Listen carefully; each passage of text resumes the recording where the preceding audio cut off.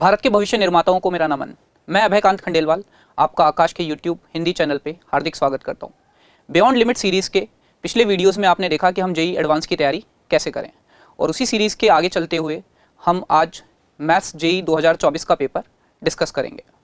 इसी के लिए शुरुआत करते हैं हम क्वेश्चन से। क्वेश्चन नंबर 1, डिफरेंशियल इक्वेशन का एक नॉर्मल सा सवाल यहाँ है, और बेटा यहाँ 0/0 बन रही है, तो हम एल हॉस्पिटल रूल यहाँ अप्लाई कर सकते हैं। तो एल हॉस्पिटल रूल अप्लाई करें। यहाँ ध्यान रखिए लिमिट का जो वेरिएबल है वो t है, ना कि x है, तो जो डिफरेंशिएशन होगा वो विथ रिस्पेक्ट टू t होगा। सो डिफरेंशिएट करने पर 10 t to the power 9 f of x minus x to the power 10 constant रहेगा, और f ऑफ t का differentiation will be f dash of t। अब नीचे वाले को देखें तो उसका डिफरेंशिएशन होगा 9 t to the power 8, right side में 1 था।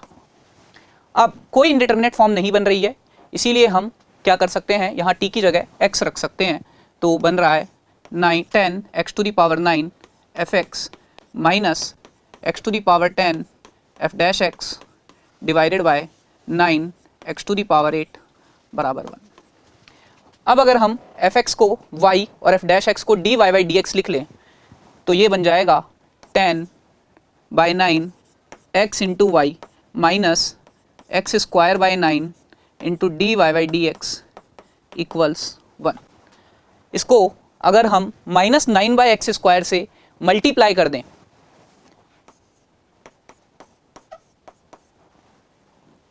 -10/x into y equals 9/x square with a minus, जो कि लीनियर डिफरेंशियल इक्वेशन हमारी है। इस लीनियर डिफरेंशियल इक्वेशन का इंटीग्रेटिंग फैक्टर की अगर हम बात करें तो that will be e to the power px dx, जो p है वो क्या है -10/x dx। इसकी वैल्यू अगर हम देखें तो e to the power minus ln x into में 10, जो कि बन जाएगा 1/x टू द पावर 10।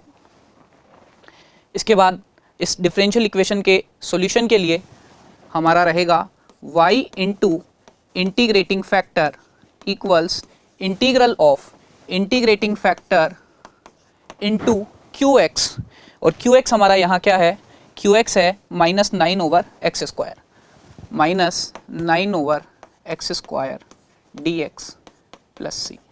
और अब ये y/x to the power 10 equals -9/x to the power 11 into -11 plus c। अब आगे हम अगर x टू द पावर 10 से मल्टीप्लाई कर दें तो y या fx हमें मिल जाएगा 9/11x plus c x to the power 10। Question में हमको गिवन है कि f ऑफ 1 2 के इक्वल है, तो यहाँ से अगर हम f ऑफ x की जगह 1 पुट करें देन 2 इक्वल्स 9/11 प्लस c, तो यहाँ से c हमारा आ जाएगा 2 - 9/11 विच इज़ 22 - 9/11 13/11। तो fx की फाइनल वैल्यू हमको क्या मिल रही है, 9/11x plus 13/11 x to the power 10। देखते हैं कौन सा ऑप्शन सही है। So 9/11x plus 13/11 x to the power 10। इसके बाद आगे प्रोसीड करें क्वेश्चन नंबर 2 पर। उससे पहले अपन इसका एनालिसिस कर लेते हैं। ये डिफरेंशियल इक्वेशन और लिमिट का बेसिक सवाल था। इसमें अनअटेम्प्टेड क्वेश्चंस जो हैं वो 63.18 है, मतलब 63% बच्चों ने लगभग इसे छुआ ही नहीं, इसे अटैम्प्ट ही नहीं करा है। और बाकी बच्चों में से जिन्होंने इसे अटैम्प्ट किया उनमें से 21.97% बच्चों ने इसे सही रेस्पॉन्ड किया था, 14.85% बच्चों ने इसे गलत रेस्पॉन्ड किया था। और ओवरऑल इस क्वेश्चन का डिफिकल्टी लेवल अगर अपन जज करें तो इसे इजी क्वेश्चन कंसीडर किया जाना चाहिए। परसेंटेज ऑफ करेक्ट रेस्पॉन्स यहाँ पर सही है उस हिसाब से। आइडियल टाइम इसका बेटा 2 से 3 मिनट है, और लेवल ऑफ कैलकुलेशन इसमें बहुत मीडियम टाइप की सी है। आगे चलते हैं क्वेश्चन नंबर 2 पर। क्वेश्चन नंबर 2 में अगर हम बात करें तो एक स्टूडेंट है जो कि एक क्विज के लिए अपीयर हो रहा है। ट्रू और फॉल्स टाइप के क्वेश्चन हैं। यहाँ दो बातें हो सकती है। या तो बच्चा आंसर जानता हो तो स्टूडेंट नोज द आंसर, या फिर बच्चा आंसर गैस कर रहा हो तो स्टूडेंट गेसेस द आंसर। और बेटा क्वेश्चन का करेक्ट होना वो कहीं से भी हो सकता है। तो सी बी द इवेंट कि जो बच्चा है वो क्वेश्चन को करेक्टली सॉल्व करता है।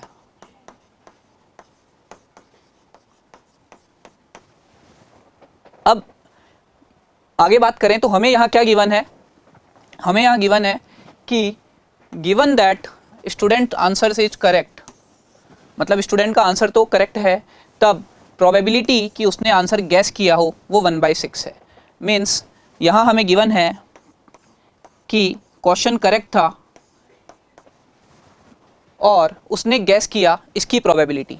इसका बेस थ्योरम से क्या फॉर्मूलेशन बनेगा कि प्रोबेबिलिटी उसने क्वेश्चन गैस किया हो और गैस करने के बाद वो करेक्ट कर दे, डिवाइडेड बाय वो आंसर जानता हो और जानने के बाद वो क्वेश्चन करेक्ट कर दे, प्लस वो स्टूडेंट क्वेश्चन गैस करे और गैस करने के बाद उसे करेक्ट कर दे। ये प्रोबेबिलिटी हमें गिवन है 1/6।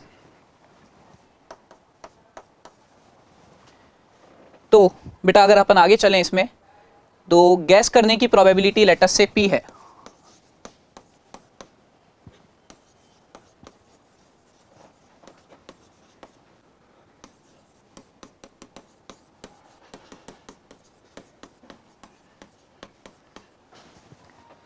तो अगर गैस करने की प्रोबेबिलिटी P है तो आंसर जानने की प्रोबेबिलिटी कितनी हो जाएगी 1 - P, क्योंकि यहाँ पर दो ही पॉसिबिलिटी है कि या तो वो आंसर गैस कर रहा है या फिर जानता है।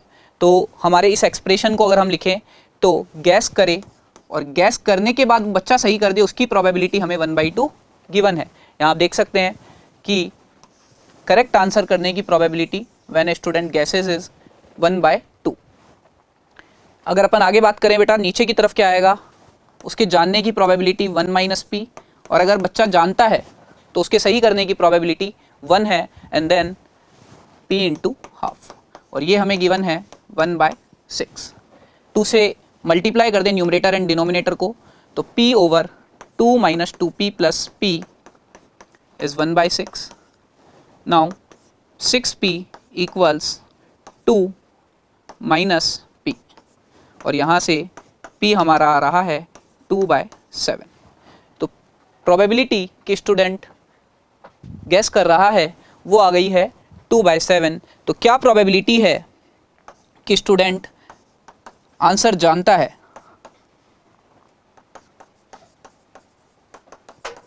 वो हो जाएगी 1 - 2/7, दैट इज 5/7। तो हमारा आंसर हो जाएगा यहाँ 5/7। आगे चलते हैं, इसी का एनालिसिस आप देख सकते हैं। तो इसमें जो कॉन्सेप्ट्स काम आ रहे हैं वो प्रोबेबिलिटी के काम आ रहे हैं।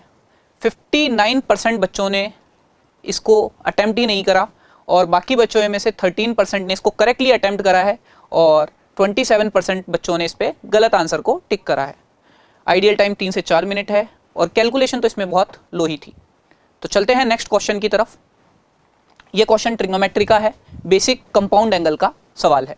तो यहाँ अगर हम sin 11x/2 sin 6x को साथ लें, cos 11/2x cos 6x के, और रिमेनिंग जो दो टर्म्स है sin 6x cos 11x/2 minus, और हमारे पास अब क्या रह गया है sin 11/2x मल्टीप्लाई में cos 6x। इस एक्सप्रेशन को अगर हम देखें तो ये बन रहा है cos A cos B plus sin A sin B, जो कि हमारा क्या हो जाता है cos A - B, जो कि सिंप्लीफाई होके बनेगा cos x/2। और इसे अगर हम देखें तो ये क्या लिखा हुआ है sin A cos B minus cos A sin B, जो कि हो जाएगा sin of A - B, which will simplify to sin x/2। ये हमसे पूछा गया। अब यहाँ पर अगर हम बात करें बेटा एक बेसिक आइडेंटिटी की, क्या 1 प्लस साइन एक्स का अंडर रूट क्या होता है, तो ये होता है cos x by two plus sine x by to का मॉड। बट यहाँ पर अगर हम बात करें तो x हमें गिवन है पाई बाई टू से पाई, तो x by two will lie in pi by four से pi by two which is first quadrant. तो cos x by two plus sine x by two यहाँ पर पॉजिटिव आने वाला है, तो मॉड यहाँ प्लस के साथ खुलेगा, तो cos x by two plus sine x by two will be root 1 plus sine x.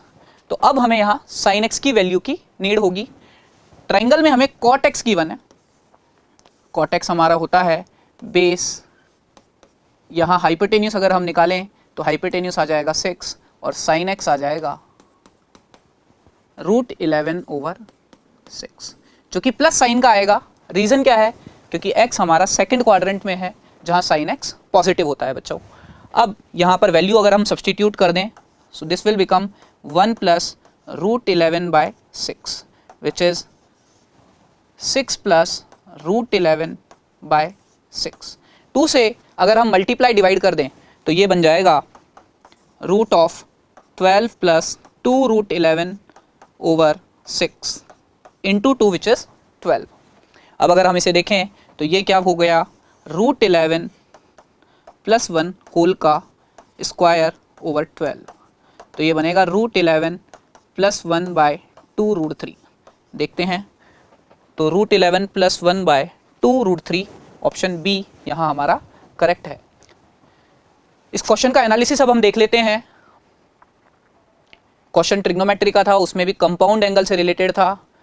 67% बच्चों ने इसको अटेम्प्ट ही नहीं करा है, 16.5% बच्चों ने एकदम इसे सही करेक्ट अटेम्प्ट करा है, 15% बच्चों ने गलत। क्वेश्चन ओवरऑल बहुत इजी था, आइडियल टाइम 2 से 3 मिनट और लेवल ऑफ कैलकुलेशन मॉडरेट। चलते हैं नेक्स्ट क्वेश्चन की तरफ। ये क्वेश्चन इलिप्स का क्वेश्चन है। इसमें क्या कह रहा है हमसे, एक इलिप्स है, P, Q एक फर्स्ट क्वाड्रेंट में पॉइंट है और इससे 2 टेंजेंट जा रही है, जिसमें से एक माइनर एक्सिस के एंड पर मिल रही है। मतलब कुछ इस टाइप का सा एक टेंजेंट किसी पॉइंट P, Q से जा रहा है और दूसरा वाला जो है वो पॉइंट T पर मिल रहा है फोर्थ क्वाड्रेंट में। ये वाला पॉइंट है T। R vertex of the ellipse है विथ पॉजिटिव x कोऑर्डिनेट, तो R ये वाला पॉइंट है जो कि हो जाएगा 3, 0। O सेंटर ऑफ इलिप्स है और हमें यहां गिवन है area of the triangle ORT।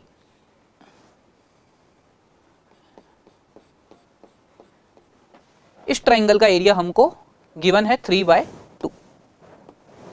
तो क्या होगा, यहां पर इस T को हम लेट कर लेते हैं A cos theta B sine theta. A यहाँ 3 है, B यहाँ 2 है। अब इस ट्रायंगल का एरिया हम कैसे निकालेंगे, तो ये ट्रायंगल का एरिया होगा हाफ इंटू बेस जो कि 3 है, ये पूरा बेस, और ये हाइट जो कि हम देख सकते हैं वो है 2 sine theta with a minus. Minus क्यों आया, क्योंकि 2 साइन थीटा यहाँ पर नेगेटिव रहा होगा और ये एरिया हमको गिवन है 3/2। यहाँ से हमें साइन थीटा की वैल्यू मिल रही है -12। फोर्थ क्वाड्रेंट वाला थीटा अगर अपन सोचें तो ये एक तरीके से हो गया है 2 पाई माइनस π/6, और अगर हम इस पॉइंट T की बात करें तो ये हो जाएगा 3√3/2 -1। ये वाला पॉइंट हमें SQ गिवन था। पॉइंट S जो है वो ST लाइन के ऊपर लाई करेगा बच्चा, तो इस ST लाइन को हम कैसे निकाल सकते हैं, तो इस लाइन को हम निकाल सकते हैं t बराबर 0 से। क्यों, क्योंकि यहाँ पर ये पॉइंट कर्व के ऊपर है, तो टेंजेंट जो है वो हम कैसे निकाल सकते हैं, t बराबर 0 अप्लाई करके। तो t बराबर 0 अप्लाई करें, एक्स स्क्वायर की जगह हम लिखेंगे x1 बाय 9, वाई स्क्वायर की जगह हम लिखेंगे y y1 इक्वल में है 1। अब यहां पर s जो है बेटा, ये वाला जो पॉइंट रहेगा वो है 0,2। तो ये वाली लाइन जो कि हॉरिजॉन्टल है, इसका इक्वेशन रहेगा y बराबर 2। तो q जो है वो बेसिकली हमारा कितना है, 2 के इक्वल है। अब p निकालने के लिए हम क्या कर सकते हैं, इसमें पॉइंट को पुट कर सकते हैं। तो p इंटू √3/6 माइनस y जो है या q जो है वो बेसिकली 2 है, 1/2 इक्वल्स 1। और यहाँ से अगर हम देखें तो p जो है वो हमारा आ रहा है, तो p है 3√3 और q है 2। Answer is option A. इसी के बाद अपन चलते हैं बच्चा नेक्स्ट क्वेश्चन पे, सॉरी इसके एनालिसिस पर। ऑब्वियसली पूरा सवाल इलिप्स का था, इलिप्स के ही कॉन्सेप्ट्स इसमें अपन ने काम में लिए। 67% बच्चों ने इसको अटेम्प्ट नहीं करा, 19% बच्चों ने इसे करेक्ट किया, 14% ने इसमें गलत रेस्पॉन्स किया। और ओवरऑल क्वेश्चन बहुत इजी था, टाइम 2 से 3 मिनट इसमें लगना चाहिए और मॉडरेट सी कैलकुलेशन इसके अंदर इन्वॉल्व थी। तो चलते हैं बच्चों नेक्स्ट क्वेश्चन की तरफ। सेट थ्योरी का ये सवाल है। इसमें ऑप्शन ए में हमें कह रहा है कि Z T1 और T2 मिलकर S का सबसेट है। तो बेटा Z की अगर हम बात करें तो आप देख सकते हैं कि अगर B 0 हो गया तो सारे के सारे ही जो A हैं वो इंटीजर्स को कवर कर लेंगे और Z जो है वो ऑटोमेटिकली S का सबसेट ही होगा। फिर इसके बाद अगर हम देखें बेटा T1 को लेकर, तो T1 जो है उसमें है -1 + √2 होल पावर n। हम T1 को देख रहे हैं। इसका बाइनोमियल एक्सपेंशन अगर हम करें तो ये बनेगा NC0 -1 to the power n plus या minus NC1 into -1 to the power n into √2 plus NC2 into -1 to the power n into 2। √2 का स्क्वायर 2 हो जाएगा, वो मैंने सीधे लिख दिया है, minus NC3 -1 to the power n into 2√2 and so on. आगे भी टर्म्स हमारे आते जाएंगे। तो यहां पर अगर हम -1 टू द पावर n को तो कॉमन ले लें और सारे ऑड नंबर्ड टर्म्स को कलेक्ट कर लें, मतलब पहले टर्म को एंड देन हम ले लेते हैं, सॉरी पहले टर्म को एंड देन तीसरे टर्म को अगर हम ले लें तो तीसरे टर्म में यहां आएगा NC2 into 2 with a plus and so on. इसके बाद माइनस साइन के साथ हमारा आएगा NC1 √2 plus NC3 into 2√2 and so on. तो देखो बच्चों यहां पर जो है ये कितना बनेगा सिंप्लीफाई होके, ये एक इंटीजर ही आने वाला है क्योंकि सारे कोफिशिएंट्स यहां पर इंटीजर हैं, सब मल्टीप्लाई होके और एड ऑन होके एक इंटीजर ही आपको देने वाले हैं। और इसकी अगर हम बात करें तो अगर मैं यहां पर √2 को कॉमन ले लूं तो Q जो है वो भी इंटीजर्स का ही प्रोडक्ट एंड एडिशन है, तो वो भी एक इंटीजर ही आने वाला है। तो P, Q यहां पर इंटीजर्स होंगे for all n belongs to natural number. n natural number है, वो हमें गिवन है। तो आप देख सकते हैं T1 भी कुछ इसी फॉर्म का रहेगा। और सिमिलरली जब हम T2 का बाइनोमियल एक्सपेंशन लगाएंगे बच्चों, तो T2 जो है वो तो हमें क्लियरली कुछ इसी टाइप का सा नजर आ जाएगा, P + √2। तो T2 जो है वो भी इसी S के एलिमेंट्स जैसा ही होने वाला है।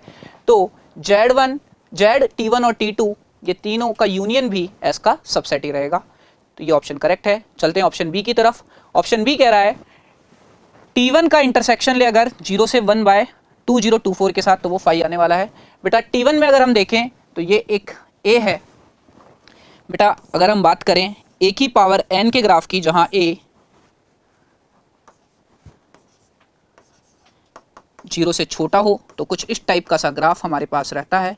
√2 - 1 1 से छोटा नंबर है, तो 1 से छोटा नंबर है तो कुछ बड़े बड़े n हमको ऑब्वियसली मिल जाएंगे किसी n बराबर n0 के बाद से, जहाँ पर ये 2024 से, सॉरी 1/2024 से छोटा है। तो ये तो कह रहा है कि इंटरसेक्शन फाई आएगा, ये गलत कह रहा है, ऑप्शन बी गलत हो जाता है। इसके बाद अगर हम बात करें ऑप्शन सी की, तो T2 का इंटरसेक्शन 2024 से इन्फिनिटी फाई नहीं होगा। तो बेटा ये जो है एक से बड़ा नंबर है, और एक से बड़े नंबर पे अगर अपन देखें तो इसकी जो बड़ी बड़ी पावर्स हम लेंगे तो वो बड़े बड़े नंबर्स आएंगे, और मैं तो कह रहा हूँ लगभग 11 के आसपास भी अगर हम ले लें तो ये 2024 से बड़ा निकल जाएगा, क्योंकि 2 की पावर 11 कितना हो जाता है 2048 भाई, 2 की पावर 11 होता है 2048, और उससे भी बड़ा होगा √2 + 1 पावर 11। तो बेटा आप देखिए कि n अगर मैं 11 से बड़े ले लूँगा तो यहाँ पर एलिमेंट्स आने लग जाएंगे और इंटरसेक्शन 5 बिल्कुल नहीं रहेगा। तो ऑप्शन सी हमारा सही है।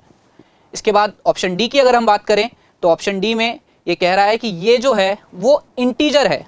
अब कोई कॉम्प्लेक्स नंबर इंटीजर है, इसका मतलब एक तो वो रियल नंबर है, और रियल नंबर होने के लिए बेटा क्या होगा, उसका इमेजनरी पार्ट को क्या होना पड़ेगा, 0।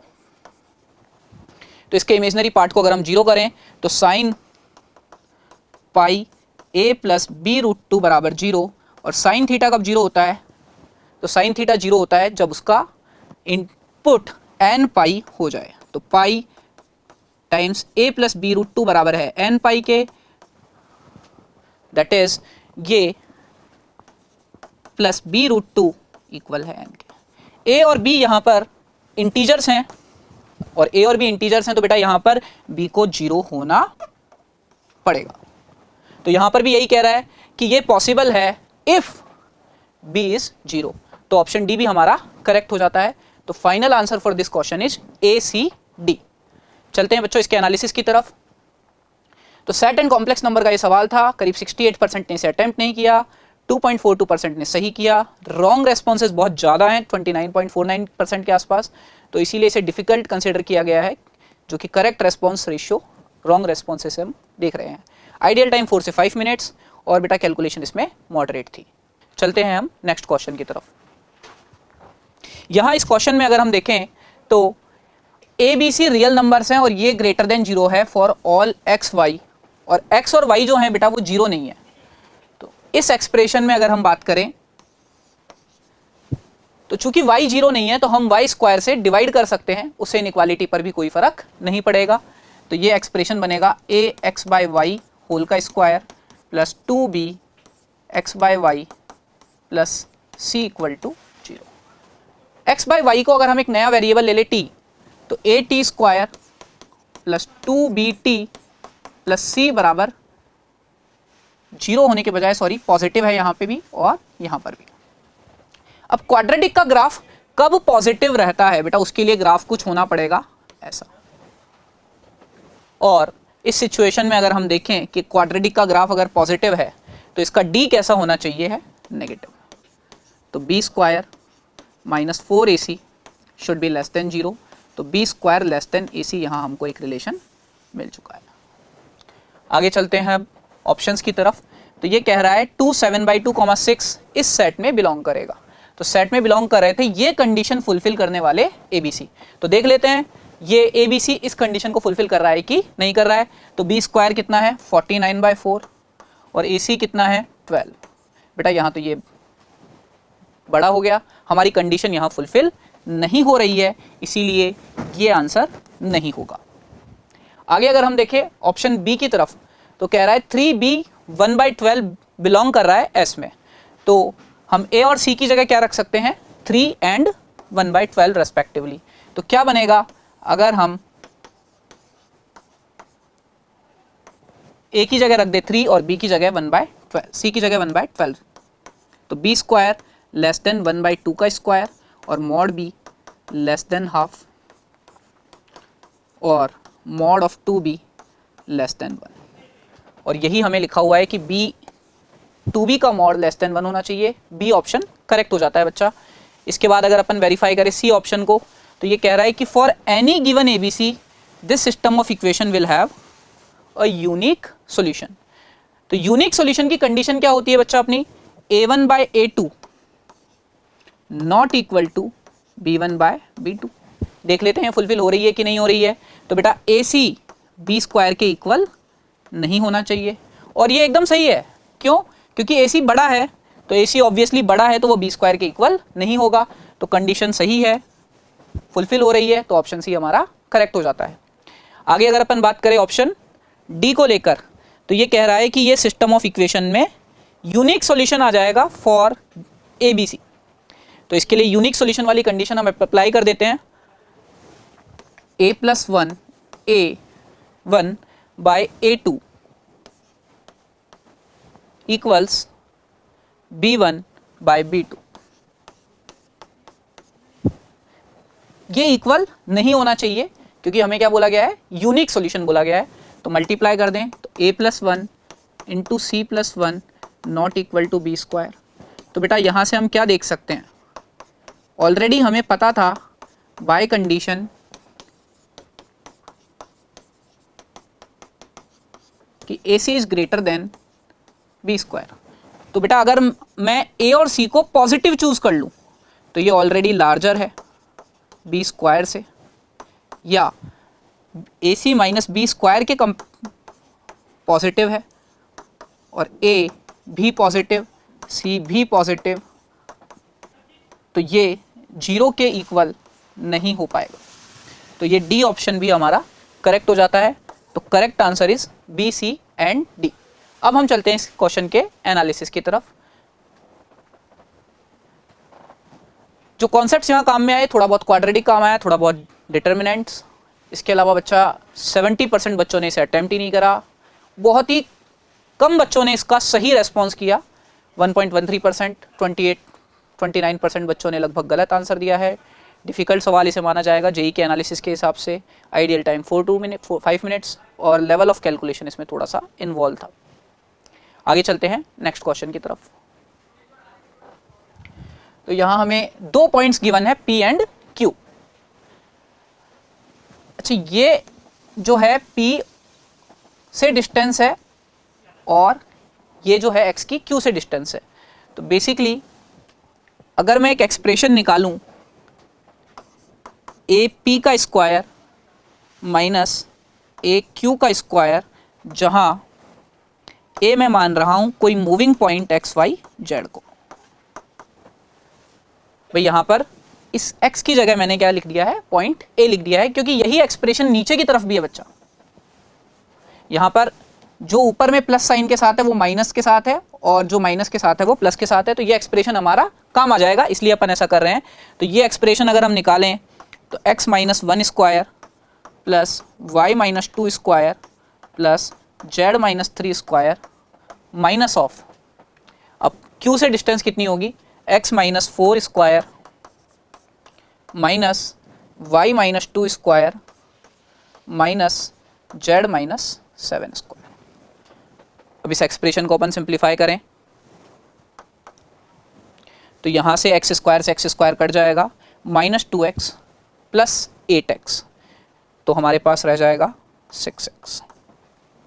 सिमिलरली y वाला एक्सप्रेशन तो अगर हम देखें तो वो तो कंप्लीटली ही कट रहा है, और z में अगर हम देखें तो माइनस 6z प्लस 14z, तो बच जाएगा प्लस का 8z। और इधर से 1 का स्क्वायर होगा, इधर से 3 का स्क्वायर विच इज 10, माइनस 16 है तो माइनस 6, और माइनस 49, तो ये बन रहा है माइनस 55। अब अगर अपन s की बात करें, तो s में क्या है, 6x प्लस 8z माइनस 55 हमें गिवन है 50 के इक्वल। मीन्स s के लोकस की अगर अपन बात करें तो 6x plus 8z equal to 105। ये किसका लोकस आ चुका है हमारे पास, s का। और अगर t के लोकस की अगर हम बात करें तो यही एक्सप्रेशन था विथ अ माइनस, तो ये बन जाएगा minus 6x minus 8z minus 55 equals 50, जो कि कितना बन रहा है, 6x, इसका साइड चेंज कर दिया है, प्लस 8z, और सॉरी यहाँ पर प्लस का आएगा क्योंकि इस एक्सप्रेशन का हमने नेगेशन किया है, इक्वल्स 5। एस और टी के लोकस क्या आ रहे हैं, दो प्लेन्स आ रहे हैं जो कि थे 6x plus 8z equals 105 and 6x plus 8z equals 5। ठीक है, तो इन दो प्लेन्स के बीच में अगर हम डिस्टेंस देखें तो वो होगी mod d1 minus d2 bye root के अंदर coefficient of X square plus coefficient of Y square and coefficient of Z square. तो 6 square plus 0 square plus 8 square that is 100 by 10।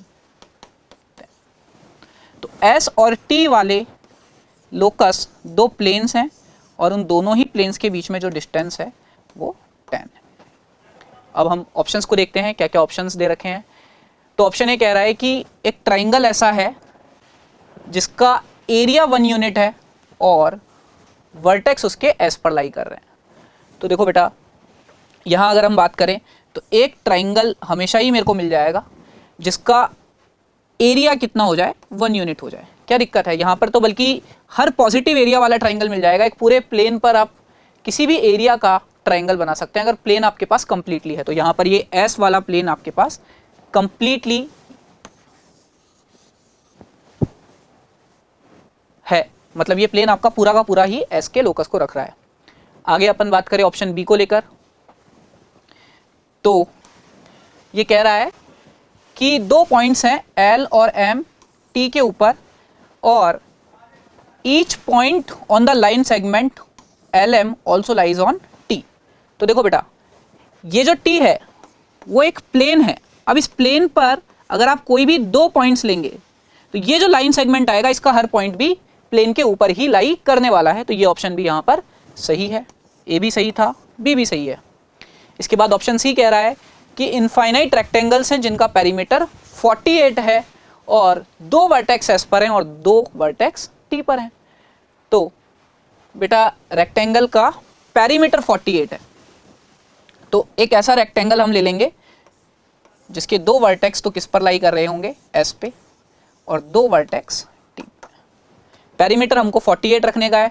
ये अगर हम 10 रख लें और 2 इंटू 10 प्लस बी इक्वल्स 48, तो यहाँ से 10 प्लस बी हमें कितना मिल रहा है, 24, बी इक्वल्स 14। मतलब यहाँ हम जो दो पॉइंट्स लेने वाले हैं उनके बीच में अगर हम डिस्टेंस 14 कर देंगे तो हमारा ऐसा रेक्टेंगल हमको मिल जाएगा। और ऐसे इनफाइनाइट रेक्टेंगल्स हम ऑब्वियसली प्लेन पर आगे की तरफ मूव करेंगे तो हमें दिखते जाएंगे। आगे चलते हैं, तो ये सी ऑप्शन भी अपना सही है। डी ऑप्शन की अगर अपन बात करें तो एक स्क्वायर है जिसका पेरीमीटर 48 है, जो जिसके दो वर्टेक्स तो किस पर हैं, एस पर, और दो वर्टेक्स हैं टी पर। तो बेटा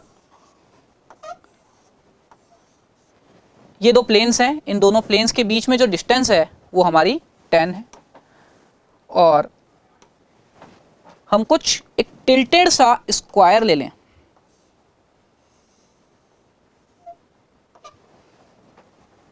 जिसके दो वर्टेक्स इस प्लेन पर हैं और दो वर्टेक्स इस प्लेन पर हैं और ये जो डिस्टेंस है 12। ये पॉसिबल है क्योंकि मिनिमम डिस्टेंस जो है इन दोनों के बीच में वो तो 10 है। तो थोड़ा सा टिल्ट करते ही 12 यूनिट का ऐसा लाइन सेगमेंट हमें मिल जाएगा और उसके पैरेलल लाइन सेगमेंट भी हमें मिल जाएगा क्योंकि दोनों इनफाइनाइट प्लेन्स हैं जो आगे तक एक्सटेंड होते जा रहे हैं। तो बेटा U12 और इस तरीके से दो पॉइंट्स जिनके बीच में डिस्टेंस 12 हो, तो इस टाइप से अगर हम 4 पॉइंट्स ले लेंगे तो हमारा डी वाला क्राइटेरिया भी फुलफिल हो रहा है। तो डी ऑप्शन भी हमारा यहाँ करेक्ट है। तो इस क्वेश्चन के सारे ही ऑप्शन करेक्ट थे, आंसर है ABCD। करते हैं इसका एनालिसिस।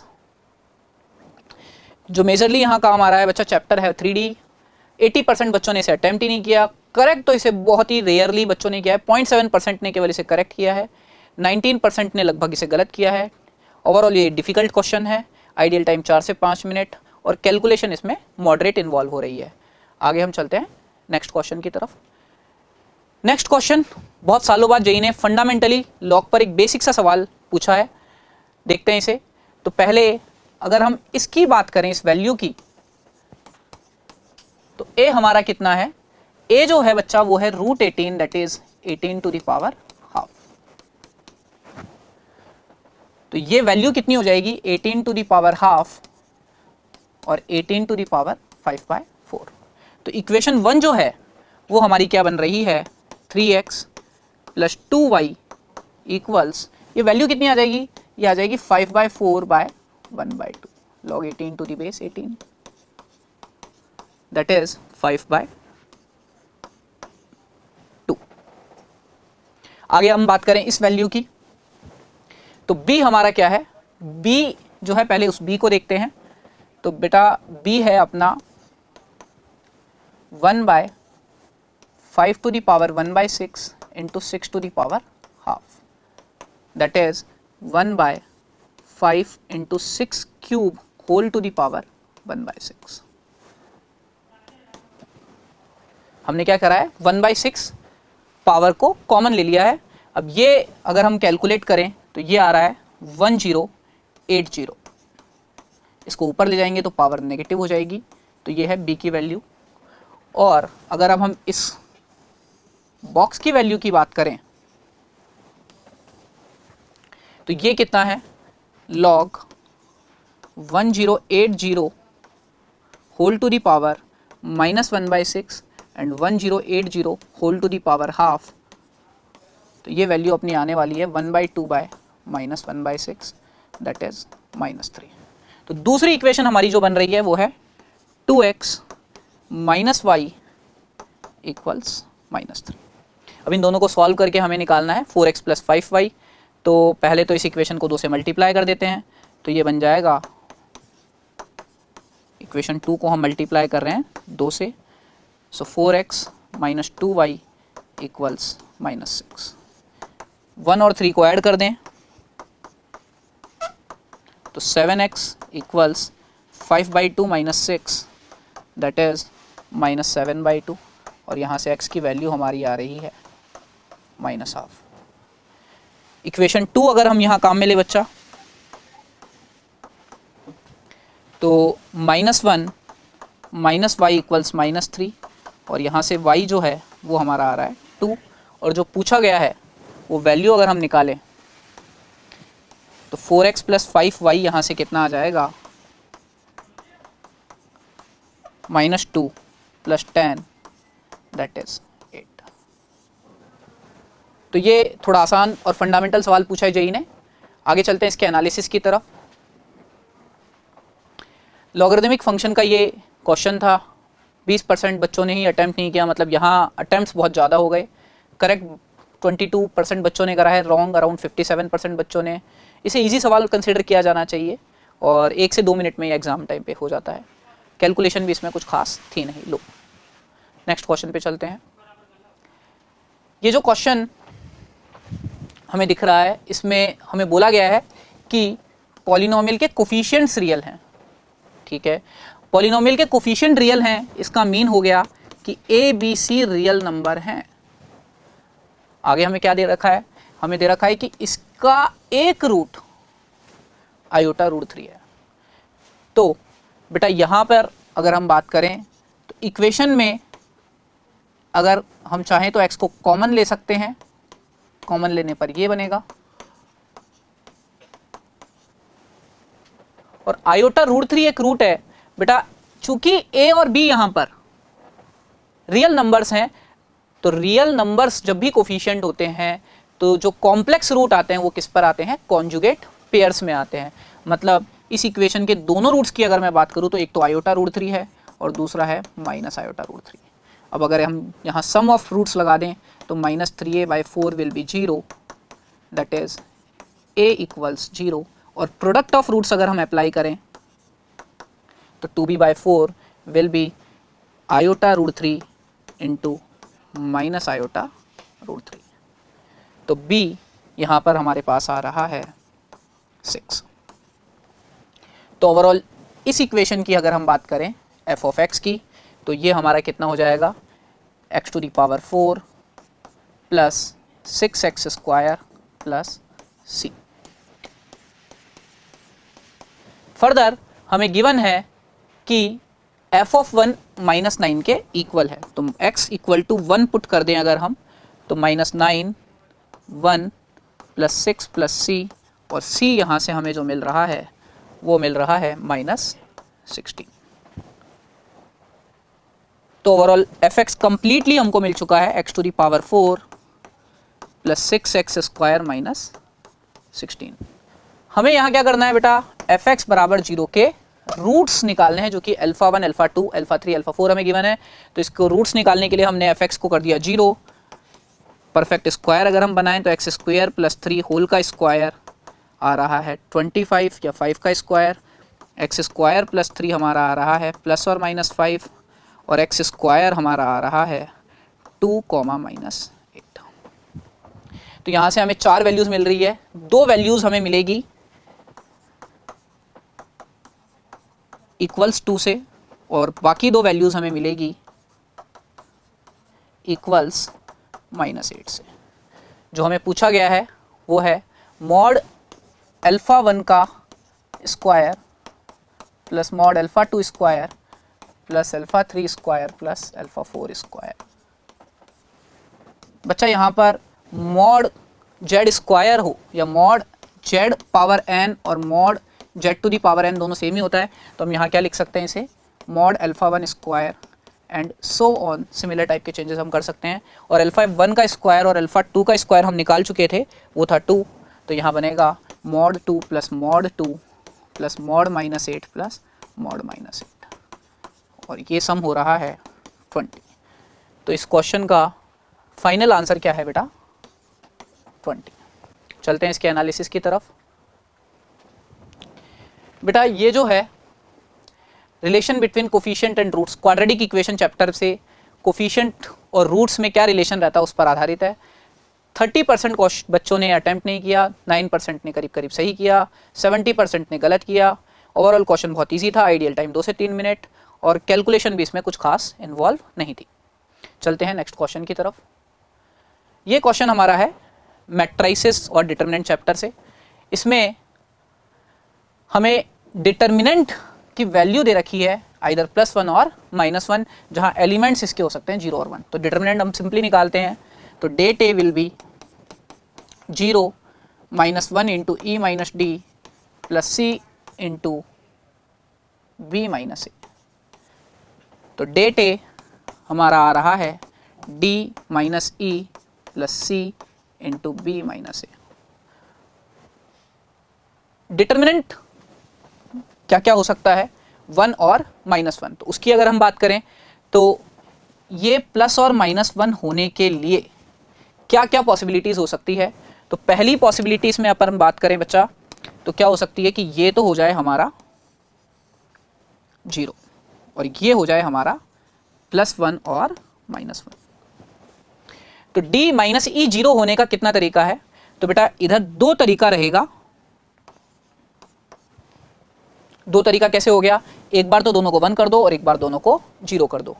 और आगे अगर हम बात करें बेटा, अगर ये प्रोडक्ट +-1 चाहिए तो c के लिए तो एक ही पॉसिबल वैल्यू है और वो है 1। और b माइनस ए +-1 होने के लिए a, b हम क्या क्या रख सकते हैं बेटा, या तो 0 1 या 1 0 दोनों ही यहाँ चल जाएंगे। तो a, b को रखने के हमारे पास 2 तरीके हैं। तो ये तो हो गई हमारी फर्स्ट पॉसिबिलिटी। अगर हम यहाँ सेकंड पॉसिबिलिटी की बात करें तो सेकंड पॉसिबिलिटी में क्या हो सकता है बच्चा, ये जो है डिटर्मिनेंट, इसकी वैल्यू +-1 आने के लिए पहला वाला एलिमेंट तो +-1 हो जाए और जो बाद वाला एलिमेंट है उसकी वैल्यू हो जाए 0। तो d माइनस ई +-1 होने के लिए फिर से वही बात आ गई बेटा, एक का 1 दूसरे का 0 होना जरूरी है। तो d और e को डिसाइड करने के 2 तरीके हैं हमारे पास। और फिर c की अगर हम बात करें तो यहाँ पर नेक्स्ट वाली वैल्यू 0 आने के लिए क्या क्या हो सकता है कि या तो c 0 हो जाए या फिर b माइनस a 0 हो जाए। c लेकिन 0 नहीं होना चाहिए क्योंकि c 0 वाले केसेस हम पहले ही इधर गिन चुके होंगे। तो c 0 हो जाए तो b और a को रखने का कितना तरीका है, 2 × 2 b और a कुछ भी रख लें। और अगर c 0 नहीं है तो c के पास एक ही पॉसिबल वैल्यू है और b और a यहाँ पर इक्वल होने चाहिए, तो उनके पास कितनी पॉसिबल वैल्यूज है, 2। तो ये एक्सप्रेशन हमारा कितना आ रहा है बच्चा, ये हमारा आ रहा है 2 इंटू 6 12 और 4 केसेस यहाँ से, तो फाइनल आंसर यहाँ हो जाता है 16। अब करते हैं इसका एनालिसिस। ओवरऑल सिंपली डिटर्मिनेंट पर बेस्ड क्वेश्चन था जिसमें हमें केसेस बनाने थे। 24% बच्चों ने अटेम्प्ट नहीं किया, 5% ने करेक्ट एंड 71% बच्चों ने इसे गलत रेस्पॉन्ड किया है। ओवरऑल ये डिफिकल्ट क्वेश्चन कंसीडर करना चाहिए क्योंकि इसमें बहुत सारे रॉन्ग रेस्पॉन्सेज हमें मिले हैं। आइडियल टाइम 4 to 5 मिनट्स, क्योंकि एग्जाम टाइम में थोड़ा सा केस बनाने में हमें टाइम लगी जाता है, और कैलकुलेशन तो वैसे इसमें कुछ खास थी नहीं, बस कोई केस मिस ना हो जाए ये हमें ध्यान देना था। नेक्स्ट क्वेश्चन की तरफ हम चलते हैं। नेक्स्ट क्वेश्चन जो है इसमें क्या कह रहा है कि हमारे पास 9 स्टूडेंट्स हैं S1 से लेकर S9, जिन्हें हमें 3 टीम्स में डिवाइड करना है X, Y, Z, जिनके साइज 2, 3 एंड 4 हैं। S1 जो है वो X में सेलेक्ट नहीं हो सकता है और S2 जो है वो Y में सेलेक्ट नहीं हो सकता है। तो बेटा नाइदर A नॉर B, कभी भी इस टाइप के सवालों को सिंपली हमें डील करना हो तो हम क्या काम में ले सकते हैं, सेट थ्योरी काम में ले सकते हैं। तो सबसे पहले हमने इवन इवेंट माना, इवन इवेंट हमने लिया S1 is selected for team X, और E2 इवेंट हमने लिया S2 is selected for team Y। अब हमको यहाँ क्या चाहिए बेटा, ना तो X हो ना तो इवन इवेंट हो और ना ही E2 इवेंट हो, तो n of E1 bar intersection E2 बार। इसको हम कैसे निकाल सकते हैं, n of total possible values minus n of E1 union E2। Total possible values यहाँ क्या हो जाएंगे, तो बेटा 9 स्टूडेंट्स हैं, उन्हें हम 2, 3 और 4 के ग्रुप्स में बांट देते हैं, और बांटने के बाद यहाँ डिस्ट्रीब्यूशन का भी एक ही तरीका पॉसिबल है क्योंकि S1 को 2 वाला साइज ही हमें देना पड़ेगा। आगे n of E1 union E2 की बात करें तो ये क्या हो जाएगा, n of E1 plus n of E2 minus n of E1 intersection E2। तो ये हो गया है 9 factorial by 2 factorial 3 factorial 4 factorial minus n of E1 की अगर हम बात करेंगे तो x को हमने क्या करा है, S1 को हमने x में सेलेक्ट कर लिया है। तो बेटा x में 2 मेंबर जाने थे, अगर S1 उसमें जा चुका है तो इसमें अब 1 मेंबर और एक्स्ट्रा आने वाला है। तो हमारे पास क्या रह गए, 8 बच्चे रह गए, जिसमें से हमें ग्रुपिंग करनी है, 1 बच्चे को एक ग्रुप में, 3 बच्चे दूसरे ग्रुप में और 4 बच्चे तीसरे ग्रुप में। प्लस n ऑफ E2 की अगर हम बात करें तो n ऑफ E2 हमारा कितना हो जाएगा, E2 में जो हमने S2 है उसको Y में डाल दिया है, तो S2 को अगर हमने Y में डाल दिया है तो फिर से हमारे पास 8 स्टूडेंट्स रह जाएंगे, जिसमें से 2, 2 और 4 के हमें डिवीजन करने पड़ेंगे। फर्दर आगे अगर हम बात करें इवन इंटरसेक्शन E2 तो हमारे पास 7 बच्चे रहेंगे, जिन्हें हमें फर्दर 1, 2 और 4 के पैकेट्स में डिवाइड करना रहेगा। तो इसको सिंप्लीफाई करेंगे तो हमारे पास आंसर आ जाएगा 665। अब इसका एनालिसिस हम कर लेते हैं। PNC का सवाल था, कोई और चैप्टर यहाँ इन्वॉल्व नहीं था।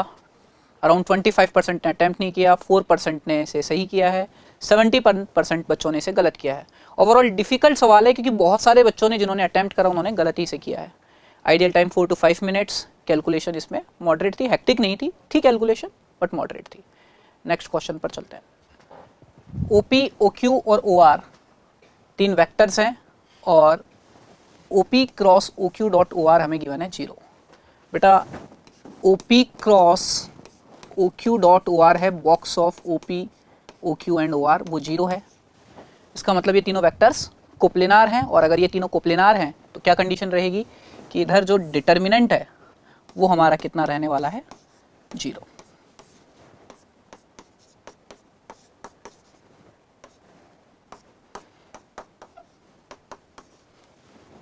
अब इस डिटर्मिनेंट में हम एक स्टैंडर्ड प्रॉपर्टी अप्लाई कर दें, R1 turning R1 minus R3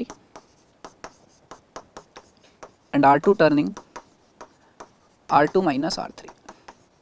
तो ये डिटर्मिनेंट हमारा बन जाएगा -1 bye alpha 0 1 0 -1 by beta 1 half half and half.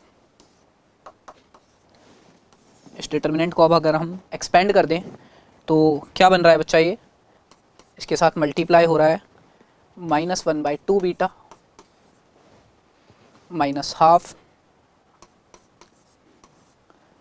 Zero के साथ कुछ भी आए, plus half times -1 beta equals 0। इधर अगर अब हम एलसीएम ले लें तो 2 alpha beta will be the LCM और बचेगा 1 प्लस अल्फ़ा प्लस बीटा बराबर 0। तो यहाँ से फाइनली हमें मिल रहा है अल्फ़ा प्लस बीटा कितना है, -1। अब जो पूछा गया है उसे देखते हैं। हमें गिवन है कि अल्फ़ा बीटा 2 इस प्लेन पर लाई कर रहा है, तो अगर इस प्लेन पर लाई करेगा तो इसकी इक्वेशन को सेटिस्फाई करेगा। तो क्या हो जाएगा, 3 alpha plus 3 beta -2 plus L will be 0। Alpha plus beta हमें कितना पता है, -1 पता है, उसे हम काम में लेते हैं। तो -3 - 2 प्लस एल बराबर 0 और यहाँ से एल हमारा आ चुका है 5। तो फाइनल आंसर यहाँ हो जाएगा हमारा 5, वही पूछा गया है। इसका एनालिसिस देखते हैं बच्चा। वेक्टर एंड 3D का सवाल था। ओवरऑल 22% ने ही या 21% ने ही से अटैम्प्ट नहीं किया, मतलब ज़्यादा अटैम्प्ट्स इस क्वेश्चन को दिए गए।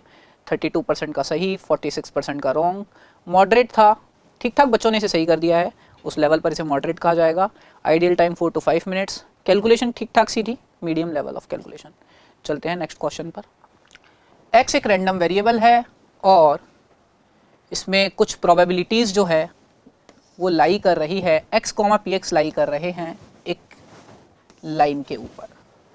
तो बेटा लेटस से जो x है अपनी, वो तो हमको गिवन है 0, 1, 2, 3 एंड 4, और इनकी प्रोबेबिलिटीज़ वो एक लाइन पे लाई कर रहे हैं। तो हम मान लेते हैं कि प्रोबेबिलिटी जो है वो y है, और इस प्रोबेबिलिटी को फिर हम क्या लिख सकते हैं, mx प्लस सी, क्योंकि ये हमें एक लाइन पर लाई कर रहे हैं ऐसा गिवन है।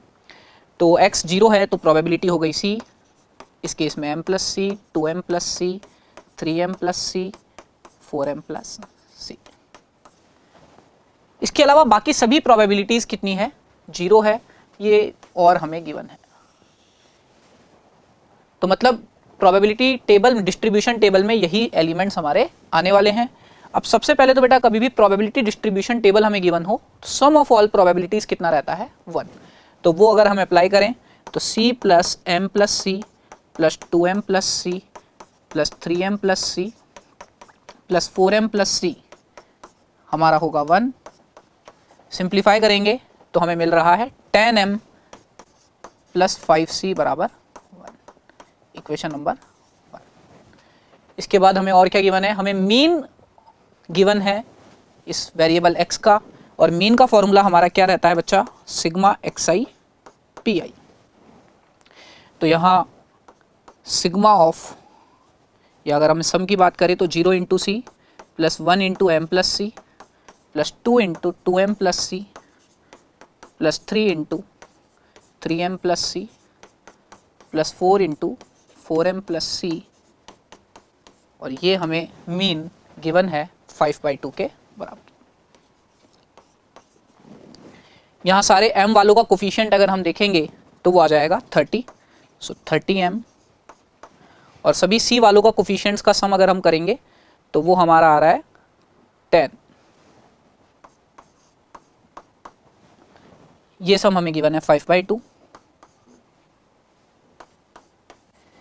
इस इक्वेशन को हम एक काम करते हैं, 2 से डिवाइड कर देते हैं, तो बनेगा 15m प्लस 5c इक्वल्स 5/4। अब यहाँ अगर हम सब्ट्रैक्ट करेंगे तो माइनस 5m हमारा आ जाएगा -1/4। तो m यहाँ से हमारा कितना आ रहा है, 1/20 आ रहा है। इसको हम पुट कर सकते हैं किसी भी इक्वेशन में। हमने इसे इक्वेशन 1 में पुट करें तो क्या आ जाएगा, 1c हमारा आ जाएगा 1/10। अब क्या पूछा गया है बच्चा हमसे पूछा गया है इसी रैंडम वेरिएबल का वेरिएंस। तो m हमारा 1/20 है और c हमारा 1/10 है। वेरिएंस के लिए पहले हमें चाहिए होगा ये sigma of xi square into P. Variance के फॉर्मूले में काम आता है, तो पहले हम ये कैलकुलेट कर लेते हैं। तो 0 का स्क्वायर इंटू उसकी प्रोबेबिलिटी, 1 का स्क्वायर इंटू उसकी प्रोबेबिलिटी, 2 का square into respective probability and so on.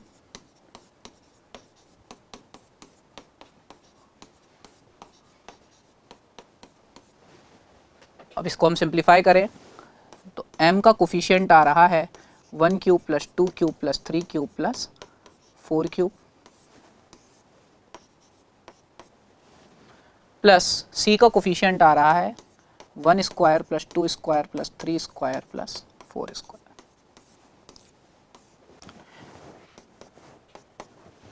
ये सम हमारा कितना आ जाएगा बच्चा? ये सम हमारा आएगा 1 + 8 9, 9 and 27 36, overall 100 m plus 30 c, जो कि बन रहा है 5 + 3 8। और वेरिएंस का क्या फॉर्मूला रहता है बच्चा? तो वेरिएंस का फॉर्मूला रहता है sigma of xi square pi minus x bar square.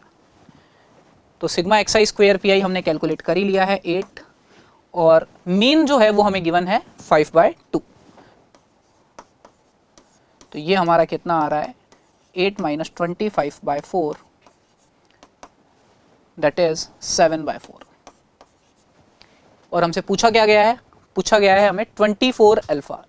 तो अल्फा 7/4 है, तो 24 alpha will be 24 × 7/4, that is 42 will be the final answer. तो इस क्वेश्चन का फाइनल आंसर है 42। इसका एनालिसिस देख लेते हैं बच्चा। तो ओवरऑल ये प्रोबेबिलिटी चैप्टर से था, प्रोबेबिलिटी के कॉन्सेप्ट्स काम आ रहे थे। 34% ने अटेम्प्ट ही नहीं किया और बहुत ही कम बच्चों ने इसे सही किया, इवन लेस देन 1% बच्चों ने इसे सही किया है, 65% ने गलत किया है। ओवरऑल ये डिफिकल्ट सवाल कंसिडर करना चाहिए, क्योंकि बहुत सारे बच्चों ने जिन्होंने किया उन्होंने भी गलत ही किया है बच्चा। और ideal time 4 to 5 minutes. Calculation इसमें थोड़ी बहुत थी। तो चलते हैं नेक्स्ट क्वेश्चन पर। अब यहाँ पर क्या है बच्चा? यहाँ अल्फा और बीटा इस इक्वेशन के रूट्स हैं, और आर आई क्या है? ith रो के सभी एलिमेंट्स का सम है, और cj क्या है? jth कॉलम के सभी एलिमेंट्स का सम। p सवाल देखते हैं। p सवाल क्या कह रहा है? p सवाल कह रहा है कि ri भी 0 है हर i के लिए और cj भी 0 है हर j के लिए, मतलब पहले कॉलम के सभी एलिमेंट्स का सम 0 है। तो हम कंसीडर करते हैं कि मान लो हमने दो जगह 1 रख दे, ऐसा पॉसिबल है क्या? तो बेटा ऐसा पॉसिबल होगा ही नहीं, क्योंकि फिर जहां आप चाहे अल्फा रख लें या बीटा रख लें, सम आपका 0 हो ही नहीं पाएगा। इसका मतलब अगर मुझे C1 को 0 बनाना है तो 1 अल्फा और बीटा ही आए होंगे, मतलब इन तीन एलिमेंट्स को रखने का कितना तरीका है? 3 फैक्टोरियल। एक जगह इस जगह को रखने का 3 तरीका, इसको 2 एंड इसको 1। फर्दर इनमें से अब मैं एक पॉसिबिलिटी ले लूं कि इधर 1, इधर अल्फा और इधर बीटा रहा है। अब अगर मैं आगे बात करूं तो यहां क्या क्या आ सकता है बच्चा? यहां 1 आ जाए, ऐसा केस बिल्कुल भी नहीं चल सकता है। क्यों नहीं चल सकता है? अगेन क्योंकि रॉ 1 के भी सभी एलिमेंट्स का सम कितना होना चाहिए? 0। दूसरा केस अगर मैं इसमें बोलूं कि यहां पर अल्फा आ जाए तो कितना तरीका पॉसिबल है? तो बेटा अगर यहां अल्फा आ जाए तो यहां पर बीटा या 1 दो चॉइस रहेगी। पहली बार में हम बीटा रख लेते हैं या हम 1 रख लेते हैं।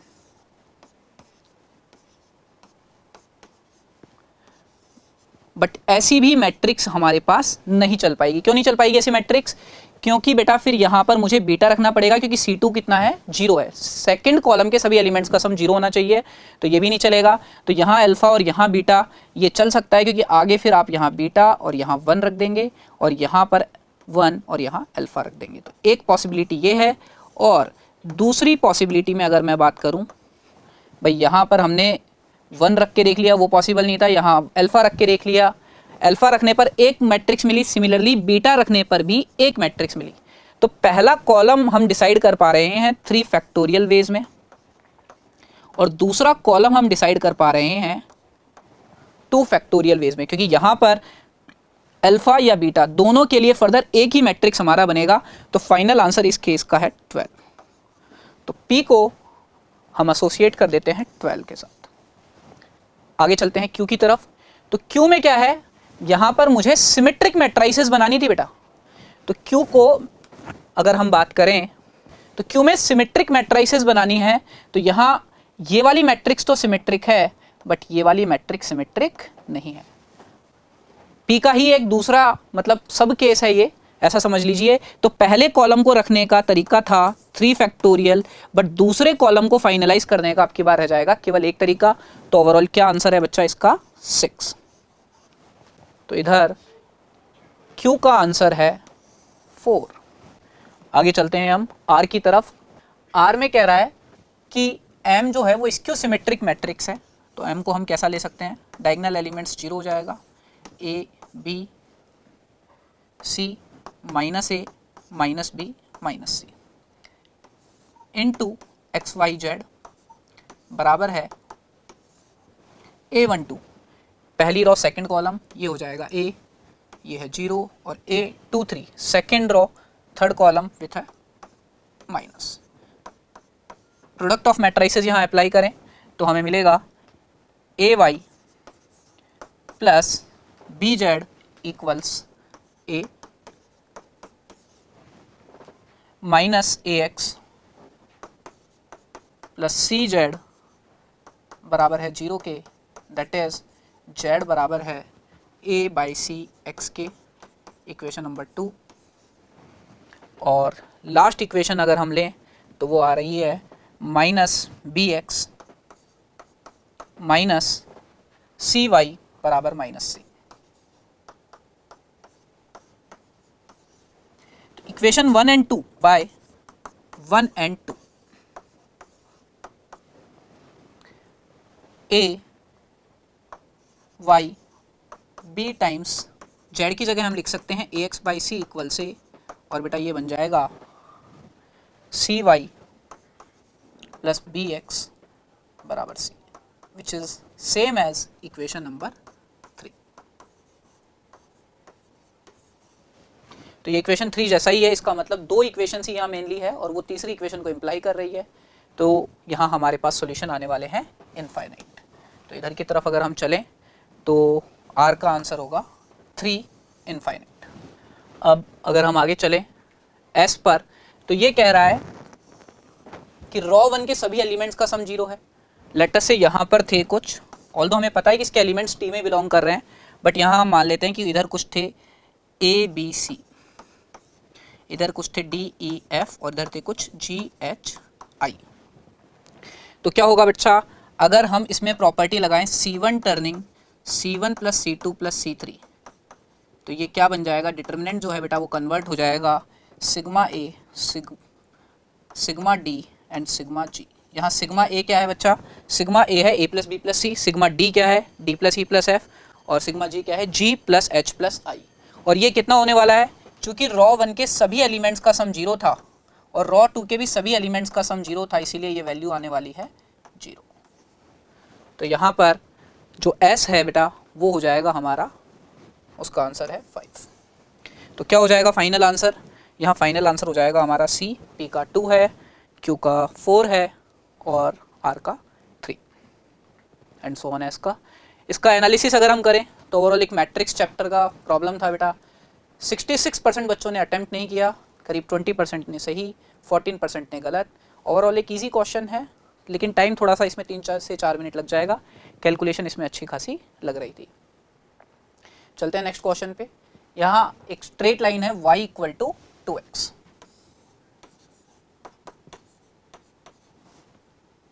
जिसे टच कर रहा है एक सर्किल जिसका सेंटर है 0, अल्फा।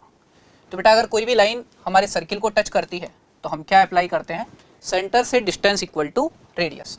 तो यहाँ पर अल्फा माइनस 0 का मॉड ओवर √5। मैं क्या कर रहा हूँ बेटा, सेंटर से लाइन की डिस्टेंस निकाल रहा हूँ, और ये डिस्टेंस कितनी होनी चाहिए, रेडियस के बराबर।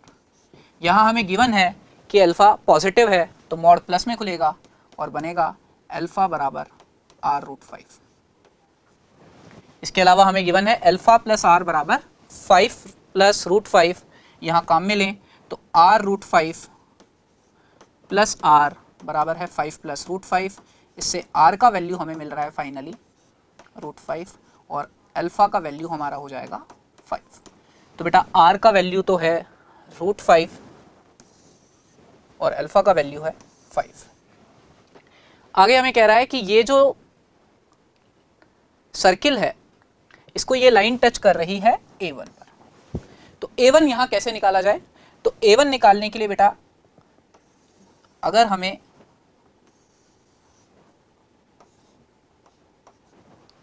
सर्किल की टेंजेंट पता हो तो पॉइंट ऑफ टेंजेंसी हम कैसे निकालते हैं, सेंटर से फुट ऑफ परपेंडिकुलर। तो 0,5 से 2x माइनस वाई बराबर 0 पर हम फुट ऑफ परपेंडिकुलर डाल देते हैं, वही हमारा होगा पॉइंट ऑफ टेंजेंसी या A1। तो फुट ऑफ परपेंडिकुलर का फॉर्मूला अप्लाई कर रहे हैं, x minus x1 by a बराबर y minus y1 by b equals minus of ax1 plus by1 over a square plus b square.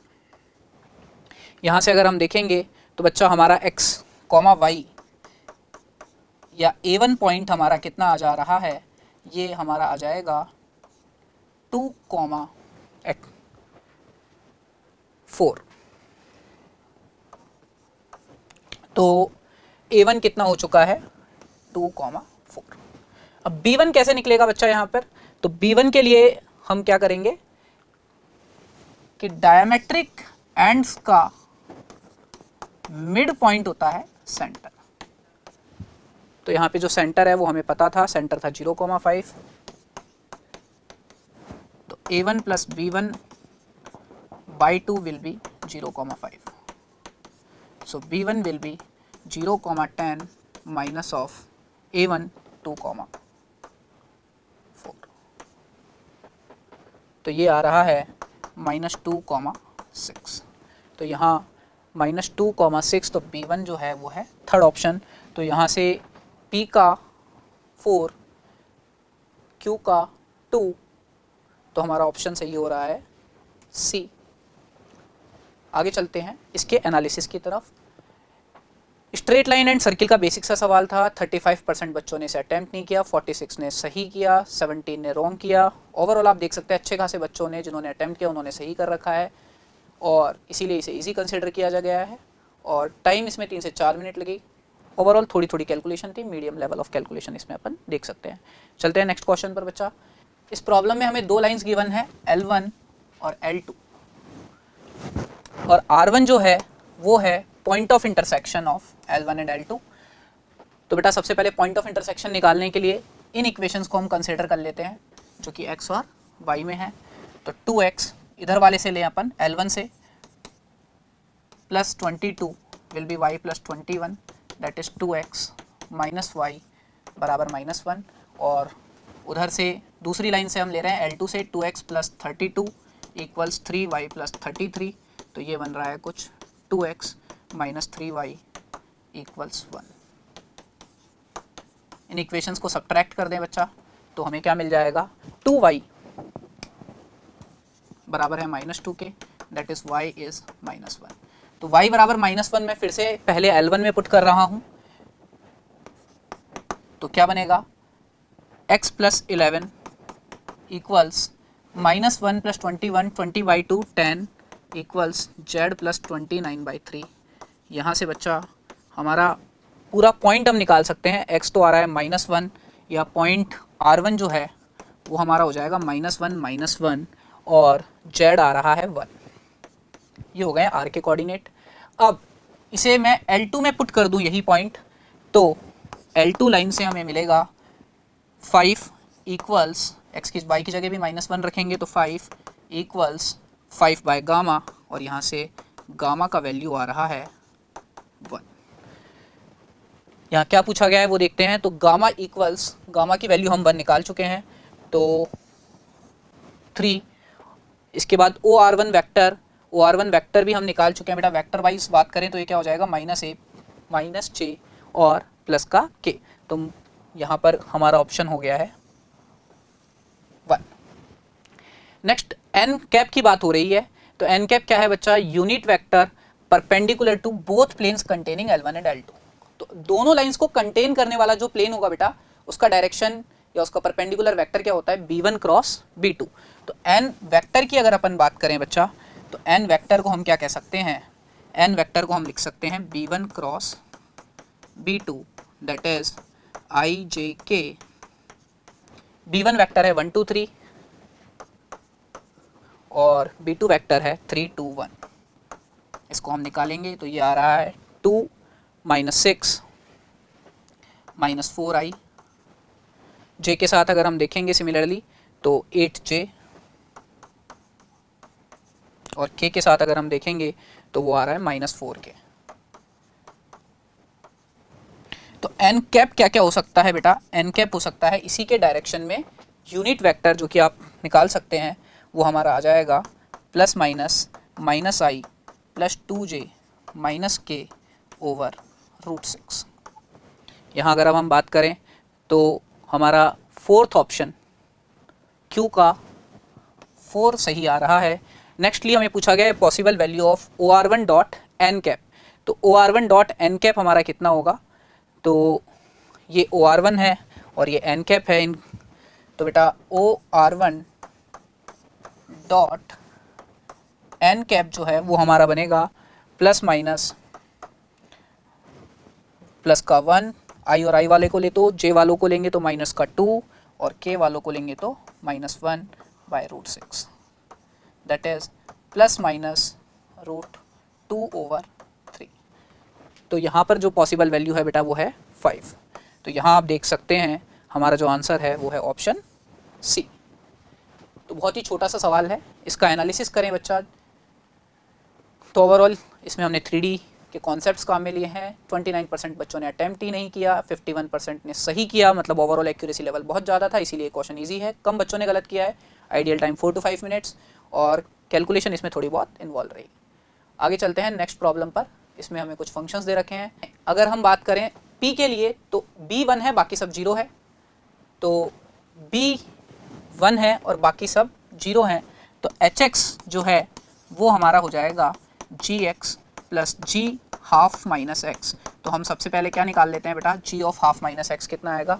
तो G of half minus x के लिए क्या करेंगे, हर x की जगह रख देते हैं हाफ माइनस एक्स,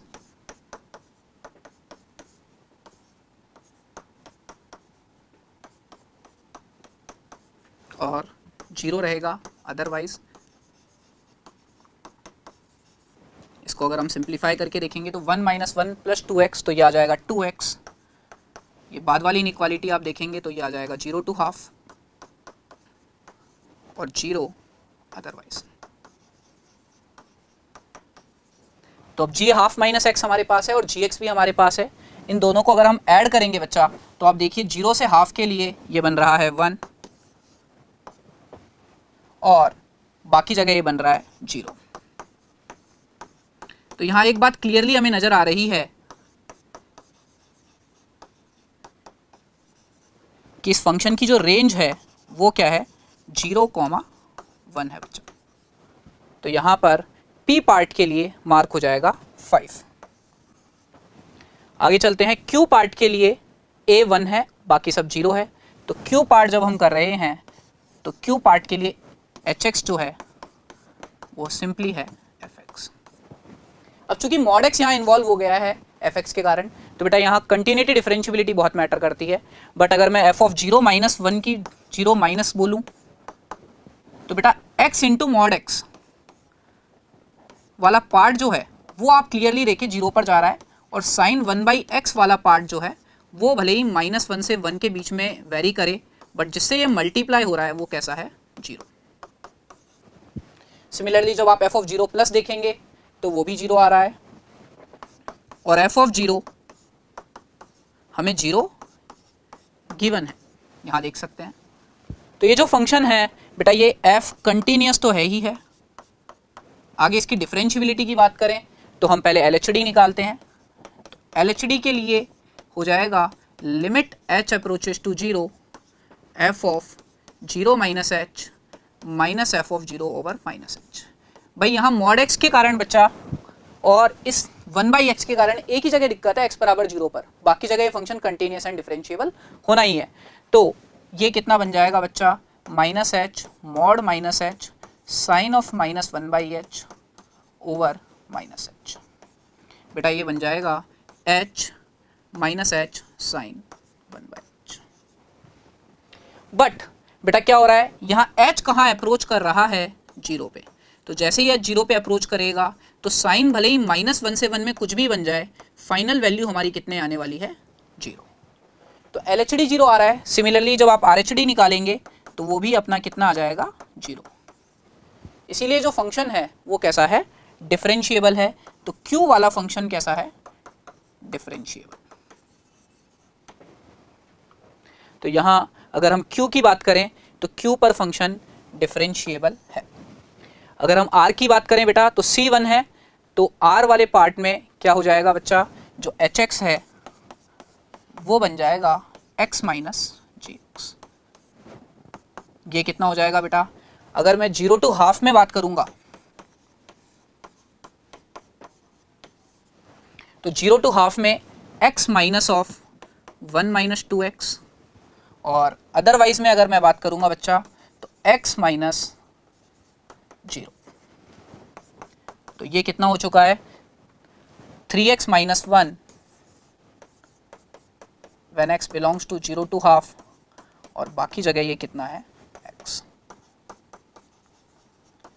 इस फंक्शन का ग्राफ अगर हम बनाएं बच्चा तो कैसा बनेगा, y जो है 0 to हाफ छोड़कर बाकी जगह x के जैसा ही है। तो बेटा 0 से पहले भी x है और हाफ के बाद भी x ही है। ये वाला पॉइंट हाफ कॉमा हाफ, और 0 to हाफ पे अगर हम बात करें तो है 3x माइनस 1, मतलब 0 पर जो y आ रहा है वो -1 है, और हाफ पर जो y आ रहा है वो है 1/2। तो रेंज यहां अगर आप देखेंगे बच्चा तो रेंज है रियल नंबर। इसका मतलब ये फंक्शन जो है वो है ऑन टू। ग्राफिकली आप देख सकते हैं रेंज यहां पर रियल नंबर है, ये वाला पॉइंट इंक्लूडेड है, तो रेंज रियल नंबर है इसीलिए फंक्शन हो गया है ऑन टू। तो हमारा जो R है वो है ऑन टू फंक्शन। इसके बाद S की बात करें तो D 1 है, बाकी सब 0 है, मतलब सिंपली हमारा रह जाएगा gx। तो R वाले पार्ट की हम बात कर रहे हैं बच्चा,